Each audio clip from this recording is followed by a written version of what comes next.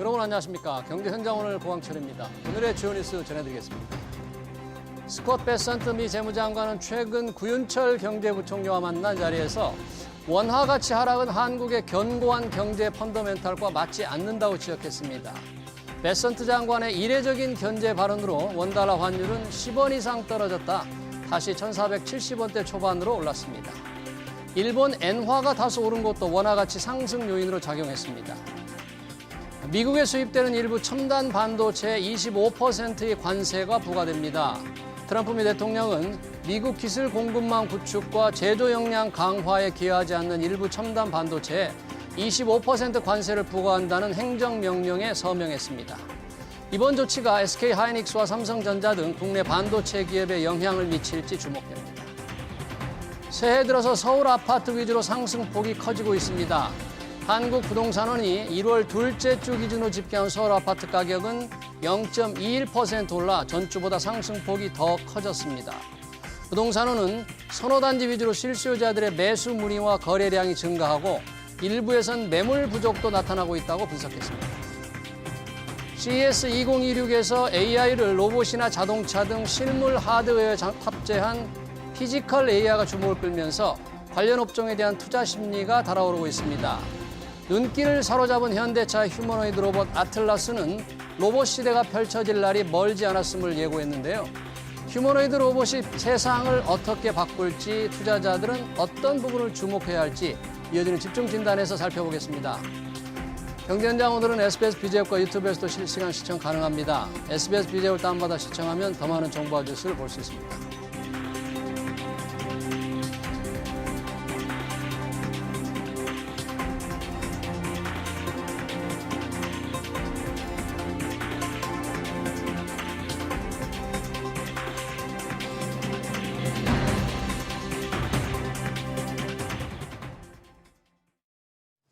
CES 2026에서 참가자들의 눈길을 사로잡은 현대차의 휴머노이드 로봇 아틀라스가 로봇주의 투심에 불을 지폈습니다. 로봇 산업에 대한 관심은 2, 3년 전부터 높아져 왔고 일부 기업은 실적 뒷받침 없이 주가만 올라 고평가 논란도 일었죠. 휴머노이드 로봇이 우리 삶과 생산 현장에 가져올 변화는 어느 정도일지, 로봇주 투자는 어떻게 접근해야 될지 두 분과 얘기 나눠보겠습니다. 김상균 경희대학교 경영대학원 AI 비즈니스 전공 교수, 박찬술 하나증권 리서치센터 연구원 나오셨습니다. 어서 오십시오. 네, 안녕하십니까. 자, 이 로봇주 관련 로봇주들의 투심이 지금 아주 뜨겁습니다. 투자자들이 관심을 많이 가지고 있고 주가도 몇몇 업종 위주로 큰 폭으로 오르고 있는데 사실 로봇에 대한 관심이 좀 오래전부터 있었는데 갑자기 뜨거워지는 것, 결국 CES 2026 현대차가 보인 아틀라스, 김 교수님, 아틀라스의 덕입니까? 지금 로봇주 움직이는 게? 국내에서 좀 그런 영향이 큽니다. 아무래도 해외 로봇들은 뭐 중국 거나 미국 거가 그동안 좀 선보인 게 있는데 우리 게 아니다 보니까 좀 충격이 덜했던 부분도 있고 또 아틀라스가 기존에 이제 온라인을 통해서 시연했던 거가 아니라 이제 오프라인 현장에서 사람들하고 맞닥뜨리는 상황에서 뭔가 실질적인 게 보이니까 정말 이제 미래가 아니라 눈앞에 왔구나라고 한 대중의 심리가 좀 작용하고 있는 것 같습니다. 현재 시장에서. 대중의 심리가 눈앞으로 다가온 기업. 특히 현대차가 보여준 아틀라스와 동시에 이게 자율주행차 또 전략까지 이렇게 내비치니까 야, 현대차가 이제 우리가 말하는 피지컬 AI 기업으로 완전하게 바뀌는 게 아닌가 이런 시각도 있는 것 같아요. 그럼 어떻게 봐야 될까요? 네, 큰 숫자들이 좀 나오고 있는 것 같습니다. 200조 원 시장이라던가 기사로 뉴스플로우로 나오고 있는데 결국 현대차는 미국 시장에서 특히 피지컬 AI 기업이 되기 위해서 노력을 할 거고요. 아직은 좀 먼 미래라고는 생각이 되지만 방향성은 맞다라고 보고 있습니다. 네, 지금 아틀라스를 생산 현장에 배치한다고 밝힌 게 2028년인가요? 그런 그렇게 멀지도 않은 것 같아요. 생산 현장에 상당히 많은 아틀라스가 배치가 될 텐데 어떻게 보세요? 그 예상이 바로 생산 당장 다가온 거 아닐까요, 지금? 먼저 순서는 미국 공장에 진출을 하고 그다음에 이제 거기서 나온 데이터를 바탕으로 한국에서도 적용할 예정인데 사실은 현대차가 하기 전에도 BMW나 중국계 다른 자동차 공장들이 클로즈드 환경에서 로봇을 기반으로 한 생산 테스트는 하고 있었습니다. 테스트를요? 근데 이제 그런 테스트가 정말 실제 노동자의 어떤 업무 능력을 대체할 정도의 수준에 왔을지가 이슈인데 예. 현대차 같은 경우도 뭐 내부 테스트는 하고 있지만 네. 구체적인 데이터가 현재 공개는 되고 있지 않기 때문에 네. 실제 산업 현장에 진입을 하고 난 다음에 노동자 수준까지 오고 있는지 좀 관찰하는 데 좀 조심하게 조심스럽게 지켜봐야 될 것 같습니다. 네, 과연 2028년에 이제 공장에 배치한다고 예. 했는데 네. 배치할 수 있을지, 배치해서 정말 필요한 일을 제대로 해낼지 네. 아직은 정확한 우리가 데이터가 지금 없다 그런 얘기네요. 사실 로봇을 움직이는 게 기본적으로 데이터인데 예. 로봇이 제조 현장에서 데이터를 아직까지는 충분하게 확보를 못했거든요. 데이터를. 예, 근데 그 데이터 확보하는 시간이 걸릴 것이고 예. 확보된 데이터를 그 몸을 갖고 있는 로봇이 충분히 받아가지고 네. 동적으로 구현할 수 있을지를 이제 현장 검증을 해야 되는데 예. 지금 보여주는 것들은 사실 뭐 가정 내에서 약간 좀 현란한 동작, 뭐 춤을 추거나 움직이거나 구르거나 하는 건데 특히 중국 로봇들. 예, 작업장에서 사실 그런 것들이 필요한 게 아니기 때문에 예. 진짜 그 통제된 생산 현장에서 로봇이 제대로 액션을 취할 수 있을까, 정밀도, 또 동력 이런 것들이 맞을지에 대해서는 현장 검증이 좀 필요하다는 게 저희 조심스러운 시각입니다. 네. 이 앞서서 이미 로봇 관련주에 대한 투심이 상당히 뜨겁게 달궈져 왔는데 최근 한 2, 3년 정도 더 된 것 같습니다. 박찬솔 연구원님. 로봇 관련주들의 주가 흐름 과거 한 2, 3년 그리고 최근 흐름을 좀 보면 어떻게 움직였습니까? 일단 23년부터 말씀드리는 게 좋을 것 같은데 2023년. 네, 22년도에 SVB 사태 이후에 글로벌 유동성 반등 이슈가 있었죠. 네. 그 이후에 이제 로봇이 좀 반응을 하기 시작합니다. 그래서 23년에 예.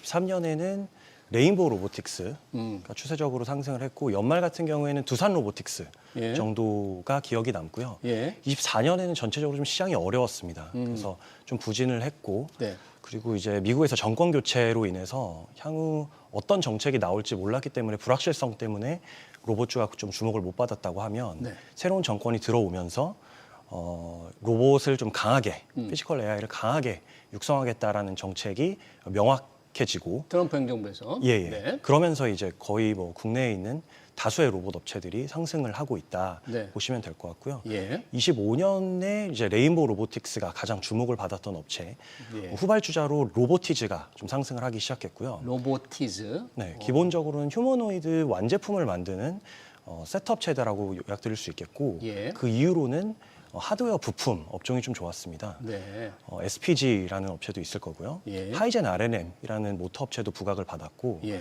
지금은 전체적인 투심이 좀 확대되는 그런 구간으로 보고 있습니다. 지금 로보티즈의 주가를 보니까 한 1년 사이에 굉장히 많이 올랐네요. 거의 한 9배, 10배 정도 오른 거 아닙니까, 저게? 네, 저번에 말씀드렸다시피 이제 10배 이상 올랐고요. 네, 뭐 네. 지금도 사실은 추세적으로는 아직 꺾이진 않은 상황입니다. 아, 그래요. 저렇게 많이 올랐는데. 레인보우 로보틱스가 지금 최근에 어제 오늘 상당히 관심을 끄는 건 특별한 이유가 있어요?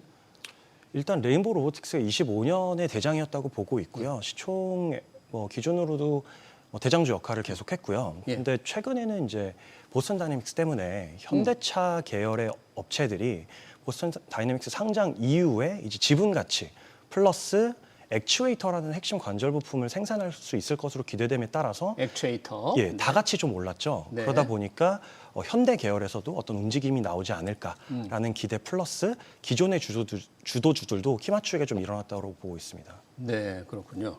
자, 이 아틀라스가 우리가 보여줬습니다만 휴머노이드 로봇 경쟁이 지금 치열한데 현대차가 상당히 높은 기술력을 보여주면서 관심을 끌어올렸는데 어쩌면 로봇은 지금 미국이라든지 중국이 좀 많이 앞서고 있을 텐데 미국, 중국 그리고 우리 쫓아가는 한국이라고 할까요? 기술력을 좀 비교해 보면 어떻습니까? 뭐 로봇이 크게 보게 되면 제어할 수 있는 두뇌에 해당하는 파트 AI가 필요하고요. 예. AI 가동하는 데 필요한 데이터셋도 필요하겠지만 또 한 축이 이제 몸 쪽이죠. 몸에 들어가는 그게 배터리. 그다음에 지금 언급했던 큰 동력 장치라고 볼 수 있는 액추에이터. 액추에이터 안에도 보게 되면 뭐 모터도 있고 감속기도 있지만 예. 큰 툴은 액추에이터가 필요하고 또 센서들이 필요하고. 센서. 크게 이제 소프트웨어, 데이터, 하드웨어인데 예. 미국을 보면 이 중에서 가장 강력한 부분은 제가 봤을 땐 소프트웨어에 해당하는 AI 쪽입니다. 소프트. 예, 아무래도 이제 우리한테 알려진 대규모 LLM들이 주로 예. 미국산들이 많다 보니까 그쪽에 AI 소프트웨어에 대한 기술이 좀 차분히 잘 쌓여 있는 것 같고요. 예. 반면에 중국은 뭐 AI도 직접 만들긴 하지만 네. 좀 더 이제 앞단에 있는 거는 물리적인 부품 같아요. 네. 하드웨어 쪽. 특히 중국이 그 제조업 기반의 그 흔히 가성비 기술이라고 하죠. 예. 적정한 가격에 적정하게 생산할 수 있는 것들이 이제 휴머노이드 그대로 넘어왔습니다. 예. 그래서 중국은 뭐 아직까지는 100% 달성됐다고 단언하기는 어렵지만은 예. 휴머노이드 제조에 필요한 모든 부품을 국산화한다라는 게 중국의 정책이거든요. 중국이요? 예. 모든 부품을 국산화하겠다. 국산화. 네. 그게 또 저는 어느 정도는 현실로 오고 있는 것 같은 게 예. 미국에서 만드는 휴머노이드 중에서도 중국산 부품이 상당히 많이 이미 쓰이고 있습니다. 예. 그래서 중국은 이제 좀 AI 부분 약간 뒤쳐져 있지만 휴머노이드 부품을 다 국산화시키고 가성비 위주의 제품군을 좀 펼치고 있는 것 같고요. 예.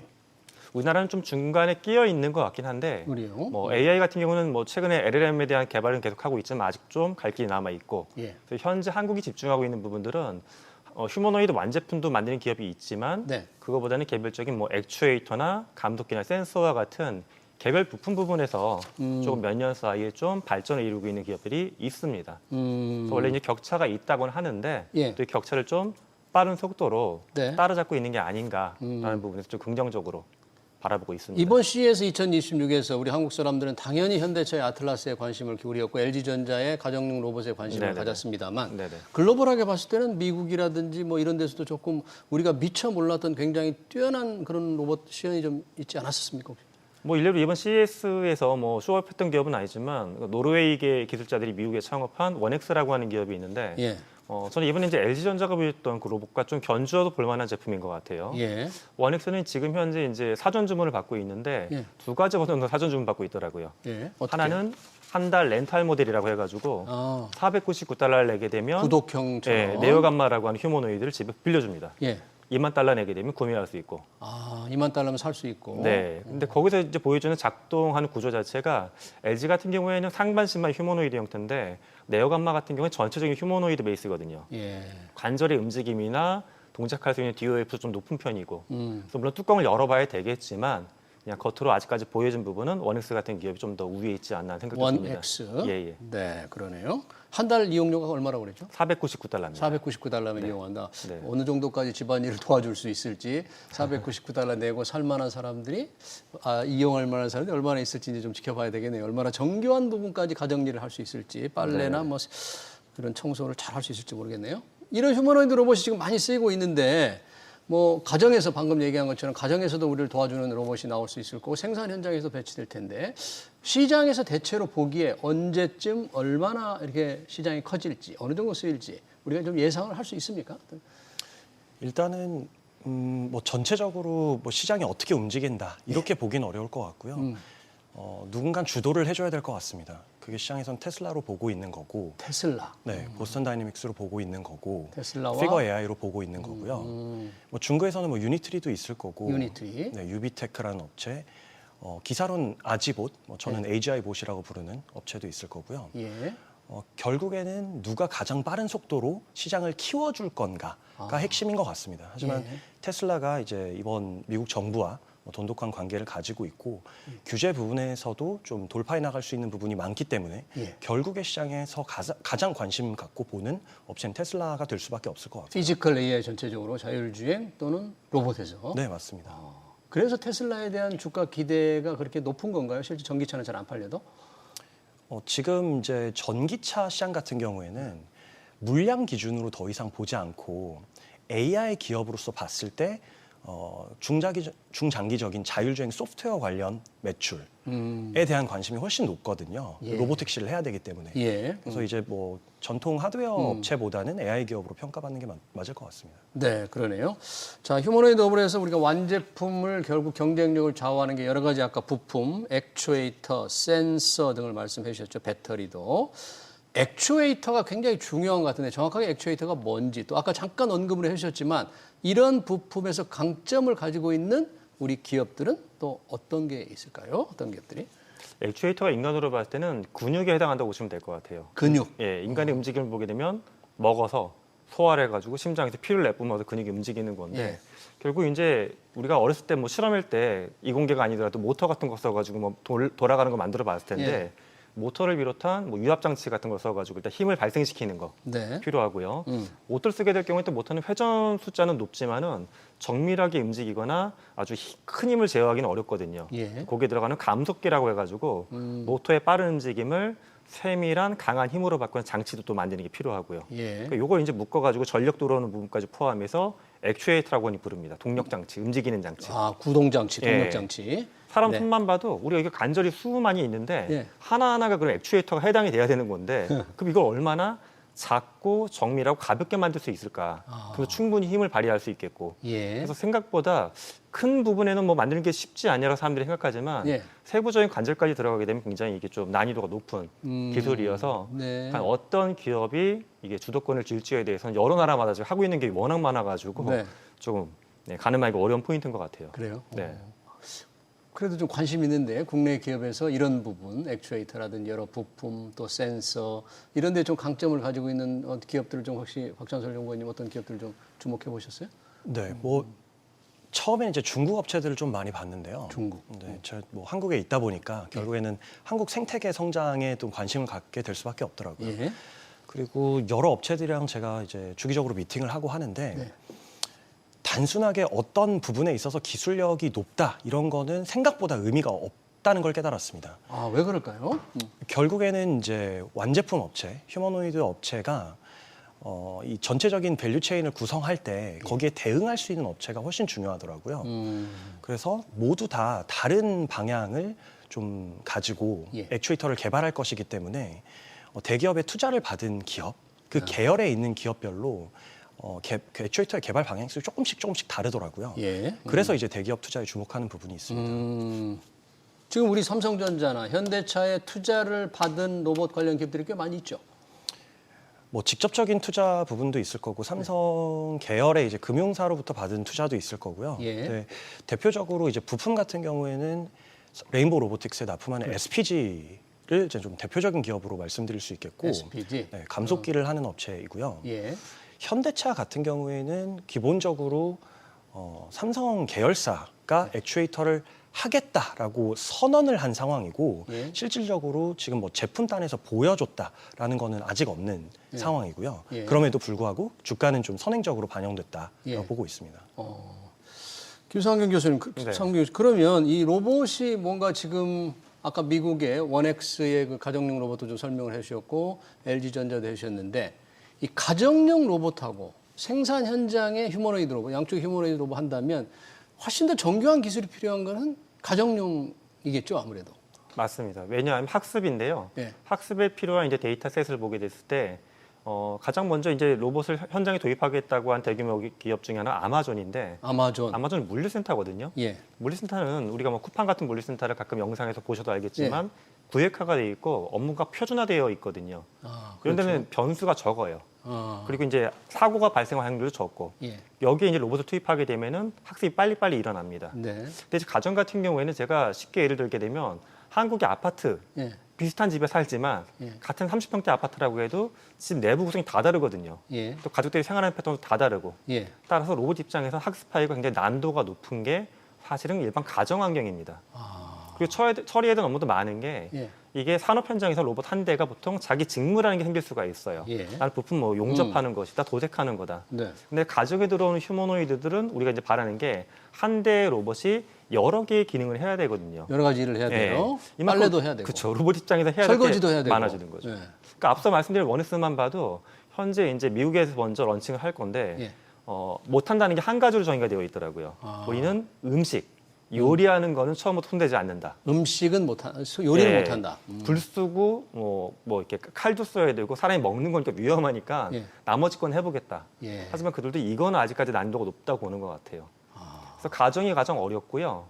반면에 산업 현장 중에서도 약간 예외 케이스는 있습니다. 예. 우리가 뭐 건설 현장이나 또는 이제 소규모의 농업이나 어업 현장처럼 현장이 굉장히 물리적으로 열악하거나 또 변수가 많은 환경은 또 진입이 어렵다라는 게 일반적인 아직까지는 시각입니다. 아, 그렇군요. 가정용 로봇에 얼마나 우리가 휴머노이드 로봇을 쓸 수 있는지 실제 가격이 감당 가능한지 조금 의문부가 좀 들어가네요. 최근 증시에서 박찬솔 연구원님, 이 뉴로메카 그리고 KNR 시스템이 상당히 주목을 받고 있다는데 이 회사에 특별한 의미가 있습니까? 이 두 회사는? 저는 되게 특이하고 재미있는 현상으로 봤고요. 어떻게요? 예. 뉴로메카 같은 경우에는 삼성 자산운용 이런 이제 운용사에서 주식을 매수했다는 것 자체가 뭐 삼성과 연관되어 있다 하면서 그냥 주가가 올랐는데요. 연관이 돼 있는 거예요? 뭐 뉴스에 큰 의미를 부여하지는 않고요. 다만 제가 여기에서 이제 알 수 있는 부분은 시장에서 얼마나 수익률에 대해서 배고픈지에 대해서 그리고 로봇에 대한 그 관심도의 척도로 정도로만 이해하고 넘어갔습니다. 네, 그 기업의 경쟁력이라든지 실제 미래에 대해서는 좀 자신 있게 얘기할 수는 좀 없나요? 그럼 이 회사들에 대해서는? 뭐 KNR 시스템 같은 경우에는 이제 국내 거의 얼마 안 되는 유압 형태의 이제 액추에이터를 만드는 업체라고 보실 수 있고, 예. 보스턴 다이내믹스 예전에 이제 2015년 전에는 유압식으로 많이 했습니다. 예. 이후 15년 이후에 이제 MIT의 김상배 교수님 제자분이 보스턴 다이내믹스로 가면서 전기식으로 바뀌었거든요. 네. 근데 그 당시에 이제 유압이 주목했던 이유가 결국에는 힘이라고 보시면 될 것 같아요. 예. 전기식 같은 경우에는 이제 들 수 있는 물량이나 물류 시장에 좀 진입했을 때 다 요구하는 게 이제 20kg 이상을 드는 거거든요. 네. 예, 근데 그런 부분을 이제 KNR 시스템의 하이브리드 액추에이터로 해결할 수 있느냐, 이 정도가 좀 관심 포인트고요. 해결할 수 있느냐? 예. 근데 또 최근에 CS의 보스턴 다이내믹스 아틀라스를 보면은 일반적인 상황에서 30kg 이상을 들 수 있고, 아틀라스 50kg 들 수 있다. 최대 50kg라고 최대. 얘기를 하고 있기 때문에 또 이거는 뭐 그 하이브리드 액추에이터를 썼는지 나중에 이제 나오겠죠. 예, 그렇게 되면 이제 KNR 시스템을 정말 주목해야 되는 업체가 될 것 같습니다. 좀 확인해 볼 사항이 조금 많이 있는 거네요, 지금. 네, 아직 많이 남아 있습니다. 그렇죠. 투자자들은 너무 성급하게 움직이면 안 될 것 같은 그런 생각이 드는데 지금 우리 현대차의 아틀라스로 관심이 많았지만 사실 로봇 하면 아까 잠깐 김상현 교수님께서 말씀하실 때 중국은 이제 가성비 높은 로봇을 많이 개발을 한 거잖아요. 네. 많이 쓰이고 있습니까? 중국 또 일본 조금 그렇게 우리가 로봇 기술이 뛰어날 것 같은데 그렇게 뉴스에는 많이 지금 언론이 보도가 좀 되질 않던데 중국, 일본에서 좀 주목할 만한 이런 휴머노이드 로봇 업체라든지 어떤 회사가 있을까요? 뭐 중국 우리가 익히 들어왔던 뭐 유니툴이나 유비테크와 같은 특히 정부에서 당에서 밀어주고 있는 기업들이 눈에 보이거든요. 그런 기업들이 현재 어떤 기술 수준을 떠나서 지속적인 투자가 이루어졌을 때 가장 그래도 중국 내에서는 앞에 가지 않을까라고 하는 좀 예상을 해보고 있는데 사실 중국이 이제 어떤 유튜브나 컨텐츠에 보여지는 것처럼 뭐 경비를 한다, 공장에 들어간다, 많은 씬들이 보여지긴 하지만 사실 아직까지는 그게 어떤 데모형 형태가 많습니다. 아, 전시형, 데몬스트레이션. 완전히 AI가 탑재돼가지고 자율적으로 인텔리전트하게 움직인다라기보다 오토메이션이라고 저희는 부르는데 세팅된 것만 반복 수행하거나 또 사람이 뒤에서 약간 컨트롤하는 형태의 로봇이기 때문에 우리가 생각하는 직접 상황을 인지해가지고 움직이는 로봇이라고 보기엔 조금 어려운 면이 있는 것도 현실입니다. 하지만 그래도 당에서 밀어주기 때문에 그나마 그런 업체들 좀 집중해서 볼 만한 것 같고 일본을 보게 되면 저는 뭐 휴머노이드 분야에서 아직까지 눈에 띄는 업체들이 많지는 않지만 저력은 저는 좀 생각하고 있는 게 일본이 산업용 로봇 부분에서는 그래도 많이 어떤 원천 기술 갖고 있다 보니까 뭐 화나카 같은 기업도 있고요. 화나카. 그래서 궁극적으로 그들이 이 시장에서 뭐 발을 빼진 않을 거라고 저는 바라보고 있습니다. 네. 박찬솔 연구원이 이 중국 로봇 산업에 지수적으로 좀 지수를 추종하는 그런 투자에 관심을 가질 수 있는 사람들 좀 있을 것 같은데 그런 투자 관점은 혹시 어떻게 보십니까? 로봇 관련해서. 로봇 관련해서. 뭐 기업을 저는 좀 말씀드려도 될까요? 중국에, 네, 좋습니다. 그 유비테크라는 기업하고 AGI봇 나중에 상장하면 좀 관심 갖고 봐야 될 것 같고. 유비테크와 AGI봇, 기사로는 엣지봇이라고도 많이 나옵니다. 네. 그리고 유니트리도 뭐 상장하면 관심 갖고 봐야 될 것 같고요. 호라이즌 로보틱스라고 자율주행하는 곳이 있는데요. 여기도 이제 자회사로 로봇 업체를 갖고 있고. 그리고 헛사이라는 이제 그 센서 업체, 그리고 산화 투어프라는 액추에이터 관련 업체들, 여기가 이제 테슬라 밸류 체인에 있는 업체인 걸로 알고 있고요. 그리고 샤오펑 같은 경우에 이제 주목을 하고 있는데 미국 뭐 ADR로도 상장이 되어 있지만 테슬라를 뭐 굉장히 좀 스트릭트하게 벤치마킹하는 업체라고 보시면 될 것 같아서. 테슬라 액추에이터는 사실상 수학적 모델링을 한 액추에이터거든요.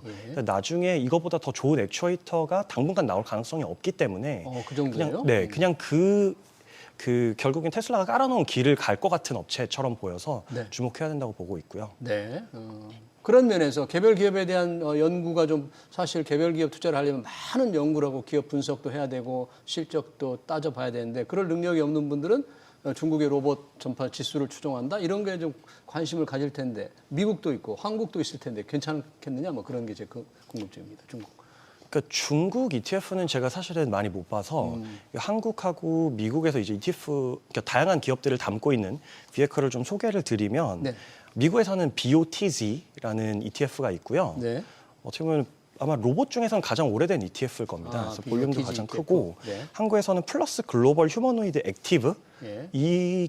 여기에 좀 액티브여가지고 좀 선호하는 부분도 있고요. 예. 그리고 뭐 기업으로 최선호주라고 말씀드리려고 하면 결국에는 테슬라를 말씀드려야 될 것 같은 게 테슬라. 이게 사실상 피지컬에, 여러 기업들의 종합이기 때문에 테슬라가? 예, 테슬라도 일종의 ETF다라고 말씀드리겠습니다. 아, 그래요. 여러 가지가. 그러니까 피지컬 AI 미래를 밝게 본다면 그 앞에 최전선에 있을 기업은 결국 테슬라다. 이렇게 말해도 되겠습니까? 네, 테슬라가 개척해줄 시장에 이제 많은 기업들이 따라가는 거다라고 생각하고 있습니다. 로봇주에 대한 관심이 굉장히 많았습니다만 최근 2, 3년 새 주가도 많이 오르고 그런데 뭐 매출이나 수주가 그렇게 확실히 눈에 띄질 않기 때문에 투자자들이 좀 조심해야 될 것 같은데 네. 이 로봇 산업에 대한 관심이 이렇게 뜨거워지는 가운데 전문가가 보시기에는 어떻습니까? 실제 뭐 성공을 했다거나 정말 뭐 실적이 많았다거나 그런 게 조금 잘 보이지는 않는 것 같은데요. 없죠. 저도 뭐 전업 투자가는 아니지만 뭐 개인적으로 재테크 측면에서 투자를 좀 하니까 제가 갖고 있는 포트폴리오만 들여다봐도 뭐 테슬라를 놓고 봐도 테슬라가 주가가 이제 움직일 때 이게 테슬라의 옵티머스 때문에 움직이는 건지 아니 전기차 때문에 움직이는 건지 전단에 가늠이 잘 안 되죠. 또 하나는 뭐 유비테크와 같은 기업은 홍콩 증시에 일부 상장이 되어 있는데 홍콩 증시에 상장된 유비테크의 가격이 변할 때에 대해서 관찰해 보게 되면은 그들이 발표하는 기업의 실적과 주가 움직임이 별로 일치도가 높지가 않아요. 그 말은 결국 당장의 성과라기보다 시장 전체의 미래 가치를 보고서 시장이 움직이고 있구나라는 생각이 듭니다. 네. 그래서 미래 가치만 놓고 보고 투자하는 게 현재 시점인 것 같아요. 그래서 그만큼 리스크도 크지 않나는 생각이 듭니다. 그러니까 실적이나 이런 수주가 직접이 없으니까 그런 부분을 좀 주목해달라 뭐 그런 얘기네요. 맞습니다. 네. 우리 박찬솔 연구원이 보시기에는 그 로봇주에 대한 관심이 지금 뜨겁게 오르고 있는데 이런 때 투자 전반적인 어떻게 생각할까요? 방금 이제 실적 같은 거 이런 걸 좀 주목하라 그러는데 박찬솔 연구원이 보시기에는 어떤 제안을 하실 수 있겠어요? 저는 이제 미국 로보틱스 시장이 올해 얼마나 커질까? 미국 로보틱스. 네, 그게 시장의 관심이라고 보고 있고 미국 ISM 제조업 지표가 지금 좀 부진한 상황이거든요. 그래서 11월 중간 선거 이후에 ISM 제조업 지표가 반등을 할 때 그때 결국 미국 제조업이 사람들이 만들어가는 제조업일 것인가 아니면 자율 제조가 될 것인가 그 포인트로 이게 끈다냐 더 가냐 판단할 것으로 보고 있습니다. 네, 자율주행이 만들어가는 자율 제조가 그렇게 좀 확실하게 확산될 수 있다 그런 얘기인가요? 그럴 가능성? 그렇게 될지 아니면은 이제 사람들이 아직도 더 공장에서 많이 일하게 되면서 취업률이 올라가게 될지, 네, 그 두 방향 중에서 어떤 방향으로 갈까? 만약에 자율 제조가 확대된다고 하면 금리 인하와 함께 로보틱스의 주가 흐름은 지속될 거라고 보고 있습니다. 그때 좀 주목을 해봐야 되겠네요. 자율 제조 공정이 확산이 되느냐 안 되느냐 그런 문제 관련된 게 잘 되었습니다. 네, CES 2026에서 확산되고 있는 피지컬 AI 관련의 두 축 자율주행과 로봇이었습니다. 로봇 관련 산업 동향 그리고 투자 전략까지 관련 토론 마치겠습니다. 지금까지 김상균 경희대학교 경영대학원 AI 비즈니스 전공 교수 박찬솔 하나증권 리서치센터 연구원이었습니다. 고맙습니다.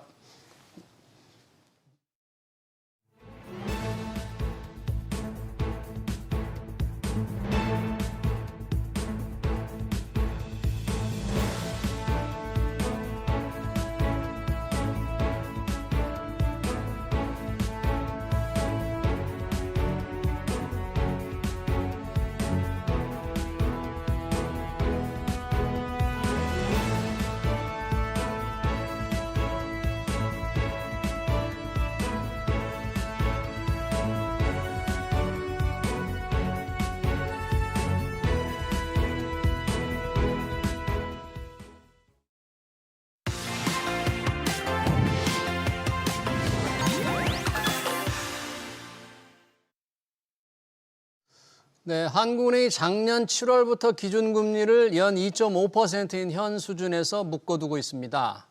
이번 금통위에서 주목했던 점은 금리 인하를 아예 언급하지도 않은 건데요. 높은 환율이 이어지다 보니 시장에선 금리 인상 가능성까지 나옵니다. 우리 경제 상황 짚어보면서 2주 후에 있을 미 연준의 FOMC 전망까지 들여다보겠습니다. 김명실 IM증권 연구위원 나오셨습니다. 어서 오십시오. 안녕하세요. 네, 안녕하세요. 네. 금통위 지금 금리 2.5%로 유지를 했습니다. 여러 가지 요인 때문에 금리를 내릴 수가 없었던 거죠. 예상대로 지금 결정을 했는데 어떤 내용을 발표했습니까? 한국은행은? 네, 뭐 예상된 결정이었습니다. 지금 작년 7월 달 이후에 지금 5차례 연속 금리 동결을 했습니다. 네. 뭐 이번 금통위에서 사실상 결론적으로 말씀드리면 뭐 한국은행의 금리 인하 사이클이 종료됐다라고 판단할 수도 있을 것 같습니다. 그 이유는 크게 3가지 정도로 생각을 해볼 수가 있을 것 같고요. 뭐 첫 번째로는 이제 한국은행의 금통위 내에서 통화정책 방향문이라는 그런 이제 자료가 발표가 됩니다. 뭐 기존 11월 달 금통위에서는 금리 인하 기조를 이어나가되 뭐 여러 가지 변수들을 면밀하게 모니터링하겠다 이런 멘트가 있었는데 금리 인하라는 말은 들어가 있었다는 거죠. 맞습니다. 그 중요한 금리 인하를 이어나가되라는 멘트가 이번 1월 달 금통위에서 삭제가 됐습니다.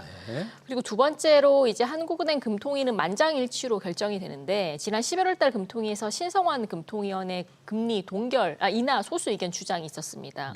근데 그게 이번에 삭제가 또 됐습니다. 신성환 의원이 이제 마음을 바꿨네요. 네, 그래서 만장일치 동결 결정이었다는 점이 특징점이고요. 마지막으로는 한국은행이 이제 금통위 때마다 3개월 포워드 가이던스라는 걸 발표를 합니다. 뭐 3개월 이후까지 봤을 때 통화정책 운용을 어떻게 해 나갈까에 대한 금통위원회 투표고요. 지난번 직전 11월 달 금통위에서는 3대 3이었습니다. 동결도 3분, 그리고 인하도 3분이었는데 이번 금통위에서는 동결이 5분, 인하가 1분으로 동결 의견이 거의 대부분이었다는 점이 특징적입니다. 뭐 그 이외에 뭐 환율이라든지 성장의 상방 리스크, 물가의 상방 리스크 이런 부분들이 반복적으로 언급이 되면서 뭐 결국에는 성장과 금융 안정 모두를 고려했을 때 한국은행이 금리 인하를 할 가능성들은 앞으로도 어렵지 않을까라는 게 시장의 전망이라고 보시면 되실 것 같습니다. 네, 그래서 이제 금리 인하 사이클이 끝난 게 아닌가 이런 것들이 이번 금통위에서 가장 주목할 만한 점인데 물가도 이제 우려할 만한 정도가 아니고 경제 성장률도 작년보다 조금 지금 높아지고 경제 여건이 굳이 금리를 내릴 필요가 없다. 여기에다 또 환율이 굉장히 불안하잖아요. 환율 불안도 이창용 한은총재를 좀 굉장히 괴롭히고 있을 것 같아요. 가장 큰 핵심은 아무래도 환율 변수라고 생각을 하고 있습니다.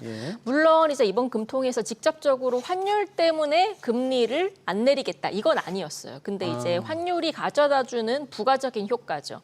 뭐 기본적으로는 환율이 상승하면 국내 수입 물가가 올라가게 되고 수입 물가가 올라가면 소비자 물가, 인플레이션이 재발할 확률들이 높기 때문에 뭐 앞으로 잠재되어 있는 환율의 그러니까 환율과 물가의 상방 리스크를 고려해서 아무래도 한국은행이 추가적으로 금리 인하를 내리기에는 부담스럽지 않았을까라고 추정이 되고 있고요. 두 번째는 성장입니다. 아까 통화정책 방향문에서 제가 세부적인 내용들을 언급을 드렸는데 그중에 하나는 앞으로 한국 경제의 성장 전망을 한국은행이 예상보다는 긍정적으로 하고 있다는 겁니다. 기존 11월 달에 한국은행은 국내 성장률 전망치를 1.8%로 상향 조정했습니다. 근데 이제 최근에 반도체 사이클 위주의 수출 호조가 지속이 되다 보니까 1.8%의 성장률 달성 가능성들은 굉장히 높고 수출 호조가 지속될 경우 성장의 상방 리스크가 더 커질 수 있다라는 언급이었습니다. 그러니까 더 올라갈 가능성이 있다는 맞습니다. 거죠. 1.8% 이상으로까지 국내 성장률 전망치 그리고 성장률 자체가 올라갈 수 있다는 점 역시나 앞으로 한국은행이 금리 인하보다는 동결 쪽을 조금 장기화할 가능성들이 커졌다라고 보시면 되실 것 같습니다. 네, 그러네요. 관련해서 환율이 워낙 관심이 많으니까 여러 얘기가 있었는데 지금 시중에서는 한국은행이 돈을 너무 많이 풀어서 환율이 올랐다. 이렇게 지금 한국은행을 좀 많이 비판하는 그런 분들이 좀 있는 것 같아요, 전문가들이. 근데 이창용 총재가 또 반박을 했던데 이창용 총재의 반박 근거는 뭡니까? 굉장히 구체적으로 반박을 하셨고요. 결론 자체는 M2 증가율과 그리고 환율과의 관련성은 굉장히 떨어진다는 거고 M2 증가율 자체도 이제 GDP 대비 M2 증가율과 MT 증가율의 추세를 현재 이제 시장 참가자들이 조금 비판을 하고 있는데 뭐 글로벌 대비해서 M2 증가율 자체가 한국만 유독 올랐다라고 판단 짓기는 조금 어려운 상황이고 실제로 M2 증가율의 증감률 자체는 감소하고 있다라는 부분들을 강조를 했습니다.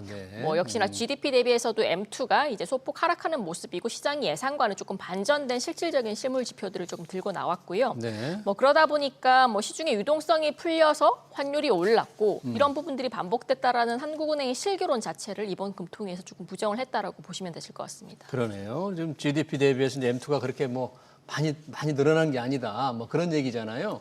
그런데 풀려 있는 돈 자체 수압으로 치면 물의 압력 정도로 지금 많이 올라가 있는 건 사실이잖아요. 여기서 더 많이 올랐느냐? 이거에 대해서 이제 이창용 총재가 반론을 제기했지만 이미 너무 많이 풀려 있다는 지적은 뭐 사실 피하기 어려운 거 아닐까요? 네, 왜냐하면 2024년도 10월 달부터 한국은행은 기준금리 인하를 진행했고요. 네. 뭐 연준이라든지 뭐 21을 제외한 주요국과 비교해서는 한국이 조금 빠르게 금리 인하를 한 건 사실입니다. 네. 그래서 금리 인하 사이클 자체가 장기화되다 보니까 당연히 시중의 유동성들은 풀릴 수밖에 없었고 네. 뭐 거기에 대한 속도 조절이 최근에 나타나서 M2 증가율의 추세를 봤으면 최근 들어서는 조금 감소하는 추세로 전환이 됐고요. 네. 뭐 기준금리 인하 전과 후를 비교해 보면 전체적인 통화량 자체가 늘어났다는 건 부정하기는 조금 어려울 것 같습니다. 그러네요.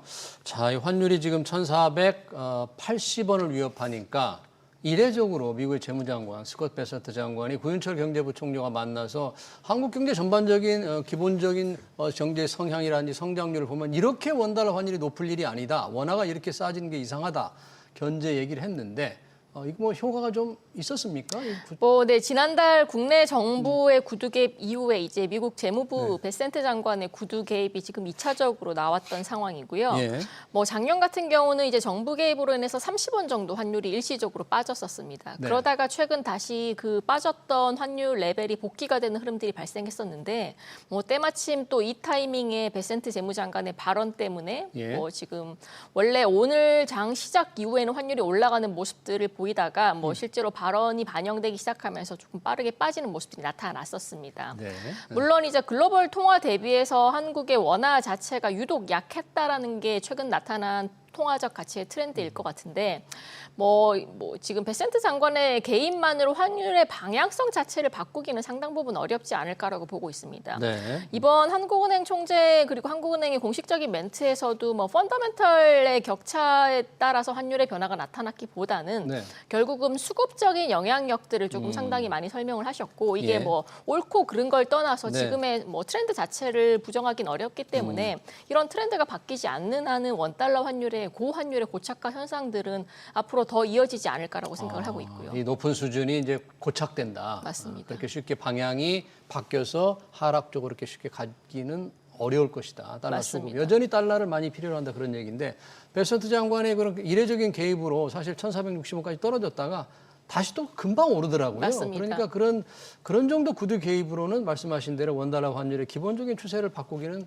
어렵다는 게 시장의 어떤 추세이고 힘인 것 같아요. 사실 지금. 오늘 환율이 금방 복귀를 했던 이유 중 하나는 한국은행이 금리 인하 사이클 종료를 선언했음에도 불구하고 네. 보통 인하 사이클이 종료가 되고 연준은 앞으로 뭐 적게는 이후에 많게는 뭐 100bp, 150bp 인하까지 얘기가 나오는 상황에서는 네. 둘 간의 금리 차로 봤을 때는 달러는 약세, 원화는 강세로 전환돼야 되는 게 일반적입니다. 근데 최근 이제 오늘 이제 금리 인하 종료 관련된 간접적 시사 발언 때문에 채권 시장에서는 외국인들의 굉장히 강력한 선물 매도가 발생을 했었습니다. 선물 매도요, 채권. 네, 제가 이제 직전까지 보고 온 수치로는 3년 선물 기준으로 2만 계약 가까이 외국인들이 매도를 했었고 무슨 뜻입니까? 채권 선물을 이렇게 매도했다. 이런 그러니까 가지고 있는 원화 자산을 매각했다라고 생각하시면 되실 것 같습니다. 원화 자산을 맞습니다. 뭐 그러다 보니까 당연히 이제 달러화에 대한 그 매도 수요가 좀 크게 발생을 하면 원화에 대한 매도 수요가 크게 발생하면서 뭐 지금 장 시작 초에 하락했던 환율이 대부분 되돌려지는 흐름들이 발생하지 않았냐라고 추정이 되고 있습니다. 네. 그래서 실제로 뭐 금리 차라든지 펀더멘털적인 부분들도 물론 중요하지만 지금의 트렌드가 수급적 영역에 의해서 굉장히 많은 영향력들을 받았다라고 고려를 했을 때는 네. 아무래도 이제 일시적인 발언이라든지 구두 개입만으로는 환율의 트렌드가 바뀌기는 굉장히 어렵다라고 보고 있습니다. 그렇습니다. 원달러 환율 높은 게 누구 탓이냐 탓을 하기도 하고 서학개미들 탓도 하고 국민연금 탓도 하지만 결과적으로 그렇게 많은 해외 투자를 할 필요성이 있기 때문에 달러를 원하니까 아무리 뭐 재무장관 또 미국 재무장관이 얘기를 해도 원달러 환율 기본적인 방향이 좀 돌아가질 않네요. 이번 이창용 총재의 기자회견과 이번 금통위 결정을 보고는 말씀하신 대로 금리 인하 사이클이 끝났다고 그러는데 일각에서는 또 이 정도 상황이면 금리를 뭐 올려야 되지 않느냐, 금리 인상 얘기까지도 나온다는데 이건 어떻게 여기에 대해서도 직접적 멘트는 있었죠. 이창용 그래요? 한 총재는 여기에 대해서는 금리 인상 자체를 지금 검토하지는 않는다라고 발언을 했습니다. 네. 뭐 아무래도 이런 발언까지 이어진다면 채권 시장의 충격, 채권 시장의 패닉까지 나올 수 있는 상황이라서 조금 조심스러운 발언일 것 같고요. 예. 다만 결국에 고환율을 잡지 못하면 아까 말씀드린 대로 수입 물가 상승이 인플레이션 압력으로 이어지면서 결국에는 이제 뭐 국내 펀더멘털, 국내 체력이랑은 별개로 금리를 인상해야만 하는 환경에 직면할 발생할 수 있다라고 보고 있습니다. 네. 그래서 한국은행이 어느 시점에 금리 인상을 할지는 모르겠지만 네.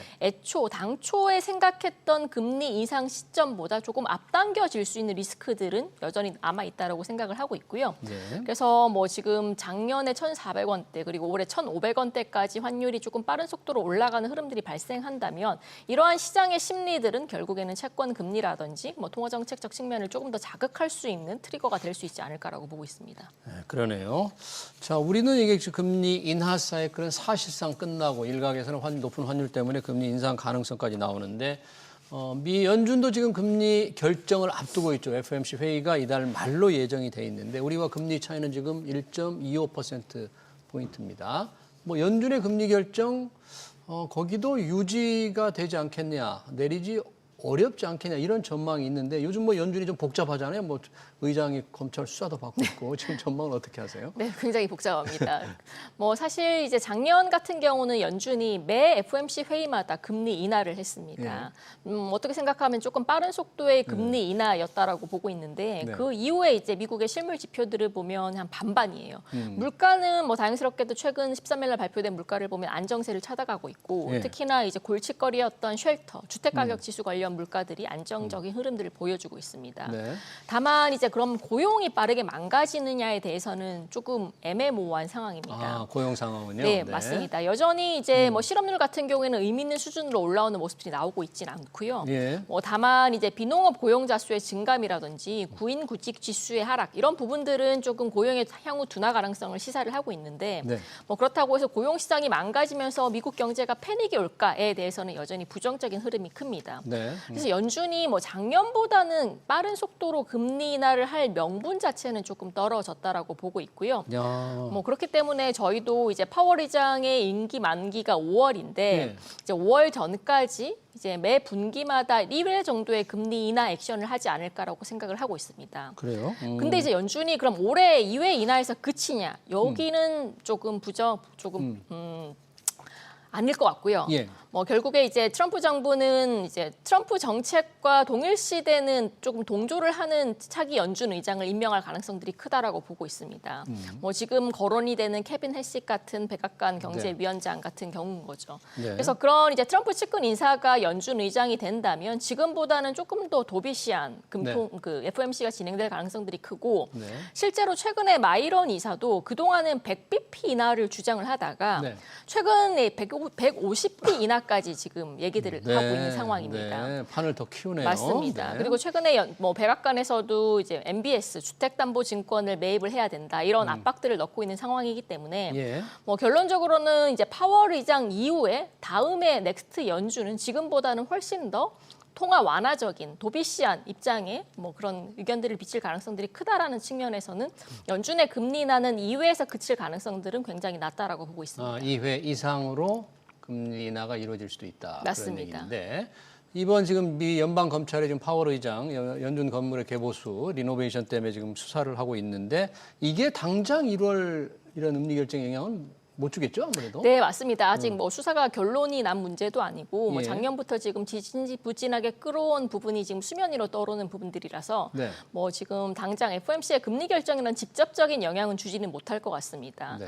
다만 이제 여기에 대한 의미가 무엇일까를 조금 고민을 해보면 예. 뭐 결국에 파월 의장은 어차피 이제 5월 달까지가 임기가 만료가 됩니다. 연준 의장 임기요. 맞습니다. 그러면 새로 부임하게 되는 연준 의장에 대한 금리나 압박이 아닐까라는 그런 좀 간접적인 생각들도 들게 돼서 네. 결국에 트럼프 정부는 지금도 그렇지만 앞으로도 연준에 대한 압박, 금리 인하에 대한 압박에 대한 강도를 훨씬 더 강하게 가져갈 가능성들이 크다라고 생각을 하고 있습니다. 네, 대통령 말을 듣지 않으면 어떤 꼴이 나는지 봤지? 뭐 이런 거라고 할 수 있겠죠. 뭐 일종의 그렇습니다. 네, 그러네요. 그럼 올 한 해 전체적으로 한 금리 인하가 그러면 2차례 이상 정도. 네, 저희도 그렇게? 일단 기본적으로는 100bp 정도로 보고 있고요. 1%포인트. 네, 맞습니다. 그리고 이제 당초 올해부터 시작한 이제 연준의 재정 증권 매입과 그리고 이제 백악관의 추가적인 주택담보대출 매입 이런 증권 매입 같은 이제 비전통적인 통화 정책들이 과연 시장 금리에 어떻게 영향을 줄지에 따라서 뭐 100bp 이상으로 할지 아니면 여기서 스탑을 할지가 결정이 될 수 있지 않을까라고 보고 있습니다. 네, 이 금리 차이, 미국과 우리가 지금 금리가 1.25%포인트로 지금 벌어져 있는 상태거든요. 이런 상황에서 지금 외국인들이 우리 지난해 12월 채권 시장에서 많이 우리 채권을 산 걸로 지금 나오던데 그런 외국인들의 우리 채권 시장 투자 입장 전략은 어떤 건가요, 지금? 일단 기본적으로 이제 외국인 투자자들이 연간 국내 원화 채권을 50조 원 정도는 매수를 하고 있는 상황입니다. 뭐 작년 같은 경우는 한 62조 정도 순매수로 들어왔었고요. 뭐 이런 부분들은 당연히 긍정적 부분이고 거기다가 올해 4월 달부터 한국이 선진국 채권 지수인 WGBI에 편입이 되고 실질적인 자금들이 4월부터 매월 10조 원 규모로 들어오게 돼 있습니다. 8개월간. 그래서 뭐 외국인들의 국내 채권에 대한 순 투자는 뭐 작년 대비해서는 2배 이상 증가할 소지가 크다라고 생각을 하고 있고요. 다만 이런 부분들이 과연 이제 국내 원달러 환율이라든지 채권 시장에 긍정적으로 작용할 수 있냐에 대해서는 의견들도 조금 반반이고요. 저도 조금 해결해야 될 몇 가지 문제점들은 있다라고 보고 있습니다. 무슨 문제가 좀 있나요? 네, 첫 번째로는 외국인들의 순매수가 작년에 지속되었는데 순매수에 대한 채권의 성향들을 조금 분석을 해보면 2년 이하의 단기 채권들에서는 오히려 4조 원 이상의 순매도가 나타났었습니다. 장기 채권 위주로 외국인 투자자들은 들어왔는데 뭐 기본적으로 재정거래 차익을 목적으로 하는 재정거래 자금은 오히려 빠져나갔던 흐름들이 나타나고 있습니다. 여기에 대한 가장 큰 이유는 금리나 기대감 축소와 원달러 환율의 변동성 확대라고 보고 있습니다.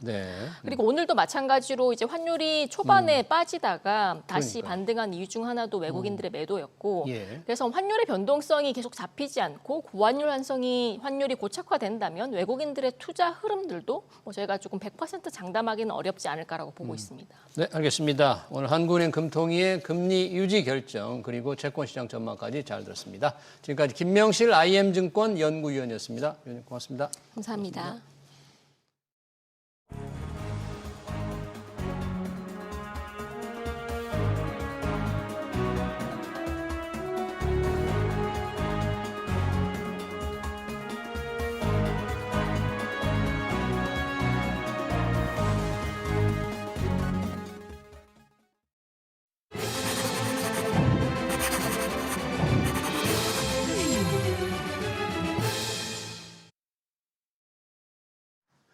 네, 인간을 닮은 휴머노이드 로봇이 일상생활에 널리 쓰일 날이 멀지 않았습니다. 테슬라가 3년 전 옵티머스 로봇을 내놓으면서 예고했던 일인데요. 현대차 아틀라스는 로봇 시대가 현실로 다가왔음을 실감케 했죠. 휴머노이드 로봇이 휴대폰보다 더 많이 팔릴 날도 올 수 있습니다. 로봇은 소프트웨어 못지않게 제조 역량이 경쟁력을 좌우하는데요. 대한민국은 제조 강국입니다. 로봇 경쟁에서 해볼만 합니다. 뛰어난 제조업이 있다는 게 얼마나 다행인지 모릅니다. SBS 비즈 경제 현장 오늘 여기서 마치겠습니다. 시청해주신 여러분 고맙습니다.